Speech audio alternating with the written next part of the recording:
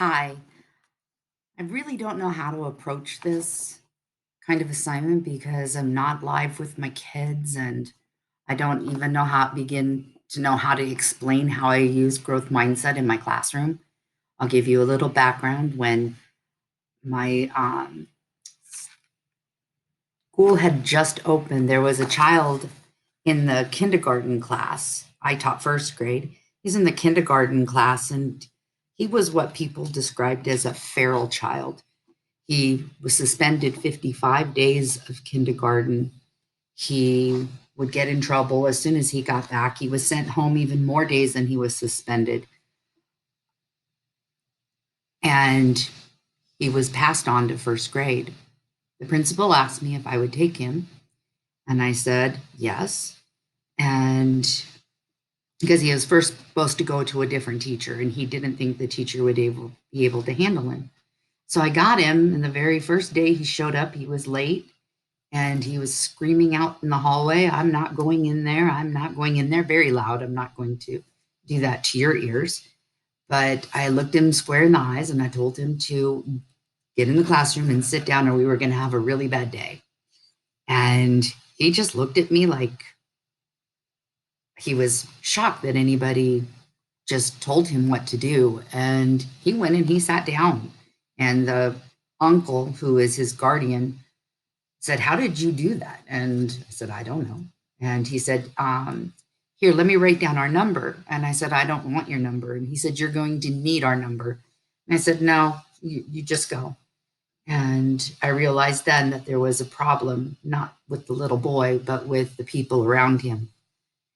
I ended up having him for 2 years. He stayed back with me. He would say that he was stupid, that his auntie told him he would never learn how to read because he was stupid.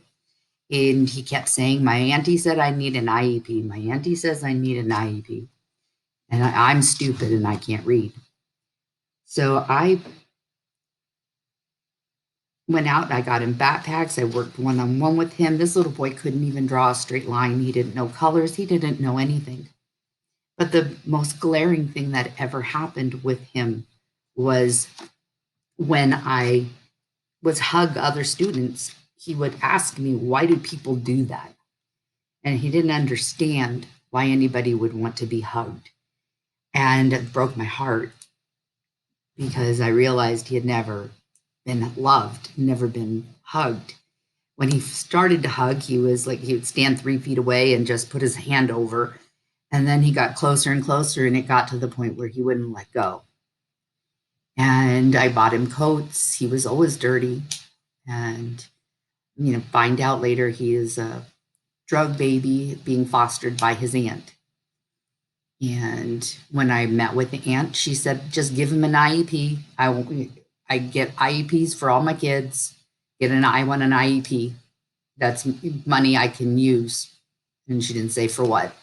And I said, he's smart. He can learn and he's learning everything I'm teaching him. And she said, no, I don't want him to learn. This woman actually said these words to me. He needs to be behind to have an IEP. And I had him for the 2 years. Her and I came to an understanding because she kept saying, Don't you tell him you love him. He wants to go live at your house. And I'll never forget the day that he learned how to read and he started reading and he started to cry and said, I'm not stupid. I'm not stupid. I can read. And I knew that the love that I had given him had helped him. But he changed me more than I helped him. He changed me. I realized that these kids come from all different places. And so instead of being the way that I was raised in a classroom, I changed. And I realized that growth mindset was the perfect way to do that. So I went through all of my students and I thought about their assets and I thought about the way that they talk, the way that their self talk is, if they're negative in their speech, if they're positive in their speech. And so I have a saying for a few of them. I'm not going to do my entire class for you, but I have Josue and he says, I can't do this. I can't do this. And so he knows that he's not allowed to say, I can't. He can say, I, I can't do it yet. He has to put yet at the end of the sentence. Nathan loves to get things right. And then he'll say, Nathan got that right. Nathan got it right. And he says, I'm smart, right? And I'll say, well, hard work leads to success. Because I don't want anybody else to think that if they can't do what Nathan does, that they're not smart. So I don't like using the word smart. Solomon, he doesn't like to try. He gives up really easy. And I'll say to build your brain muscles, you work hard. And then it won't be so hard anymore. And Jenica, I will tell her she makes mistakes a lot. She's very timid. She's very unconfident. I'll say you learn from your mistakes. Carrie, she really is far behind, and I'll tell her, she's saying that her head hurts from thinking, and I'll say, well, thinking is like giving your brain a workout. And Rain, she's pretty smart, but math is not as easier for her as is language arts. So I tell her the harder you try, the smarter you become. Edward, he just sits there. I hate school. I hate school. And I tell him never give up. Callie, she says, I can't do that. I don't know how to do anything. It's like everyone makes mistakes. And William, I tell him failure is part of learning. Learning is failure. Failure is learning. And Alex, I'll tell him mistakes make your brain bigger. And Anastasia, I love how hard you're working. Great effort to Noah. I can tell you tried your best with this. For Serenity, when the work gets hard, you start learning. I tell that to Olivia. Failure makes you smarter. I tell that to Zidale, and on and on.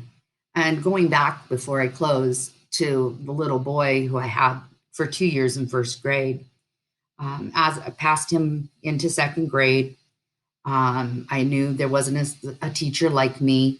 And as he grew, he became more and more like the kindergartner that he had been.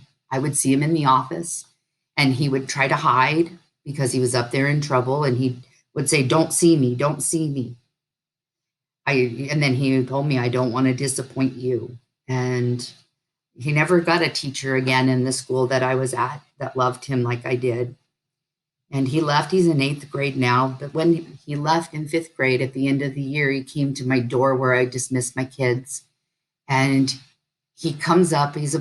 Doesn't like people to look at him because he's always in trouble. So looking at him is negative. So he looks at me and he said, Mrs. L, I know you were the only person who's ever loved me in my life. And he handed me a little cup with a teddy bear in it. That's the most important thing I own. And that is why all of my children are important to me. And I do whatever I can to help all of them.